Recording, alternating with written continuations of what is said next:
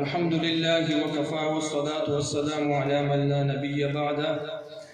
أما بعد فأعوذ بالله من الشيطان الرجيم بسم الله الرحمن الرحيم واعبدوا الله ولا تشركوا به شيئا وبالوالدين إحسانا وبذي القربى واليتامى والمساكين والجار ذي القربى والجار الجنب والصاحب بالجنب وابن السبيل وما ملكت أيمانكم إن الله لا يحب من كان مختالا فخورا. وقال النبي صلى الله عليه وسلم والله لا يؤمن والله لا يؤمن والله لا يؤمن. قيل من يا رسول الله؟ قال الذي لا يؤمن جاره بوجهه. صدق الله العظيم وصدق رسوله النبي الكريم. سامعین محترم، سب سے پہلے میں پڑوسی کی تعریف کرنا چاہوں گا کہ پڑوسی کسے کہتے ہیں۔ اس موجودہ وقت میں ہر ساتھی دوسرے کا پڑوسی ہے،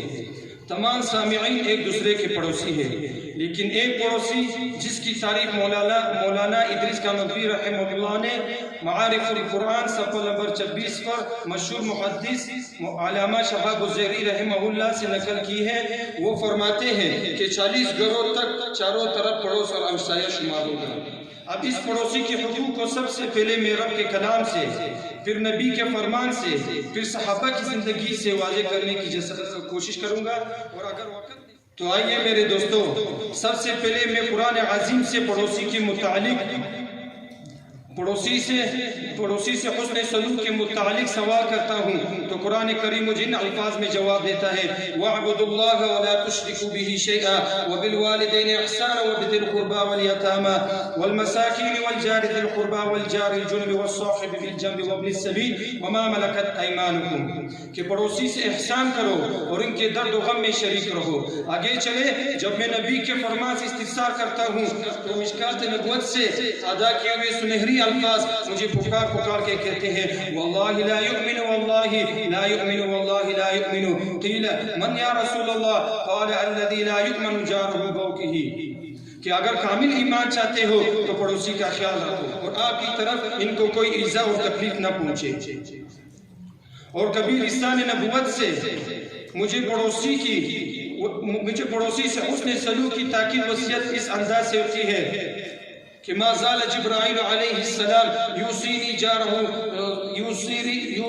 بالجار حتی ظننت انہ سیورثہ، کہ جبرائیل علیہ السلام مسلسل پڑوسی کی تاکید وصیت کے متعلق فرماتے رہے، حتیٰ کہ آقا نامدار صلی اللہ علیہ وسلم کو گمان ہونے لگا کہ کہیں پڑوسی کو تو میراث میں شریک نہیں کیا جا رہا۔ وہ کہیں پہ فرمایا یا ابا ذر اذا طبخت مرکتا فاکثر ماء المرکت وتعاہد جیرانک او اقسم فی جیرانک۔ دوسرے مقام پر رحمت دو عالم صلی اللہ علیہ وسلم نے اس معاشرے کے بگاڑ کو دور کرنے کے لیے محبت اور ہمدردی کا درس دیتے ہوئے صحابہ کرام رضوان اللہ تعالی علیہم اجمعین سے پڑوسی کے حقوق اس طرح بتائے کہ اگر ان کو کسی مدد اور نصرت کی ضرورت ہو تو اس کی مدد کی جائے، اگر وہ بیمار ہو تو اس کی عیادت کی جائے، اگر وہ انتقال ہو جائے تو اس کی جنازے کے ساتھ جائے، اگر اسے کوئی خوشی نصیب ہو تو اس کو مبارکباد دے، اور اگر اس کو کوئی مصیبت درپیش آ جائے تو اس کی تعزیت کرے۔ قربان جاؤ محسن انسانیت پر، امت کا درد رکھنے والا اللہ کے پیارے نبی پر، جو یہاں تک کہنے لگا کہ اپنی عمارت پڑوسی کی عمارت سے بلند نہ کرو جس سے اس پڑوسی کی طرف ہوا رک جائے۔ پڑوسی کے حقوق کو احادیث کے ذخیرے میں مزید دیکھتے ہیں تو ارشاد ہوتا ہے اگر تم پھل خریدو تو یہ پڑوسی کو بھی ہدیہ دے، اگر تم اس کو ہدیہ نہیں دے سکتے تو اس کو چپکے سے لے جاؤ، اور تمہارا بیٹا اس کو لے کر باہر نہ چلے کہ اس کو دے کر پڑوسی کی بیٹی کو تکلیف ہوتی ہے، اور تم اسے اپنے ہانڈی کی خوشبو سے تکلیف نہ پہنچاؤ الا مگر یہ کہ تم بھی اس میں سے اس کو کچھ دے دو۔ پھر آپ صلی اللہ علیہ وسلم نے دوبارہ فرمایا کیا تم جانتے ہو کہ پڑوسی کے حقوق کیا ہے؟ تو آپ صلی اللہ علیہ وسلم نے فرمایا کہ قسم ہے اس ذات کی جس کے قبضہ قدرت میں میری جان ہے